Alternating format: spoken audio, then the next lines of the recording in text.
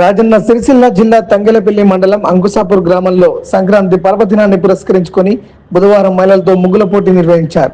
ఈ కార్యక్రమం గ్రామ పంచాయతీ ఆధ్వర్యంలో గ్రామ సర్పంచ్, ఉప సర్పంచ్తో పాటు పాలకవర్గ సభ్యులు పాల్గొన్నారు. ఈ కార్యక్రమంలో సర్పంచ్ అంచ శ్రీనివాసరెడ్డి, ఉప సర్పంచ్ జగ్గాని రాజేశం, వార్డు సభ్యులు సామల బాలమల్లు, ముత్తయ్య, రోండ్ల సుకన్య, రేగుల రేఖ, జమున పాల్గొన్నారు. గ్రామ ప్రజలు, మహిళలు పెద్ద సంఖ్యలో హాజరై రంగురంగుల ముగ్గులతో తమ కళాత్మక ప్రతిభను ప్రదర్శించారు.